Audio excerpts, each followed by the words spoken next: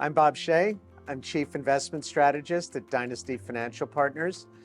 And I wanted to give you a brief outlook for Q2 and the balance of 2023.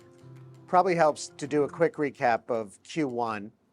Q1, the title of our outlook was Too Many Bears on the Bow of the Boat. That played out really nicely as the mega cap tech names that went out so oversold in 2022 had a bounce that we expected that morphed into a bit more than we expected. As the banking crisis of Q1 unfolded, these mega cap tech names went from bouncing to really getting a flight to quality bid as folks were looking for these pristine balance sheets. Also, the growth factor really bounced in Q1 as well after 2022 bloodbath. And that's behind the hopes that there'll be some easing in 2023. What does that mean going forward for Q2 and beyond? Well, it helps to review the four prices that we at Dynasty use to really frame asset allocation. The United States dollar versus the major crosses. Well, I think we got that one pretty right by calling a major top at the Q3 2022. The dollar's down dramatically. That typically helps rest of world versus US exposure. It helps gold. It helps commodities. We look at interest rates and the slope of the yield curve. Well, we were in the higher for longer camp.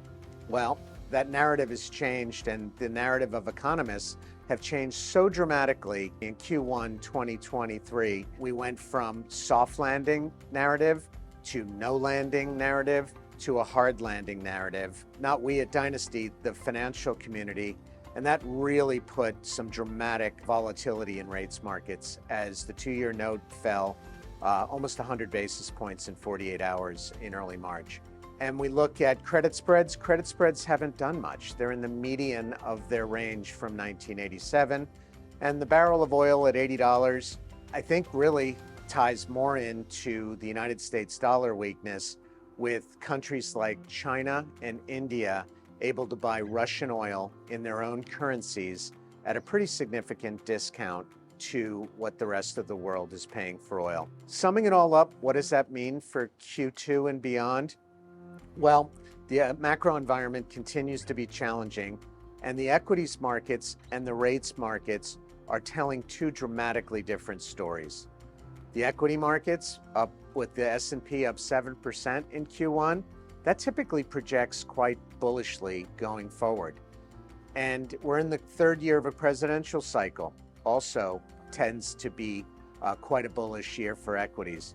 Contrast that with what we're hearing and seeing in the bond market, and we have the real dissonance between the Fed dot plot, which is calling for another hike in May of 25 basis points, and then no cuts until 2024, with what the Fed Fund futures market is pricing in, which is 50 basis points of easing for the balance of 2023. What do we think? We think that we should be really favoring the quality factor in equities, really loading up on companies with strong free cash flow.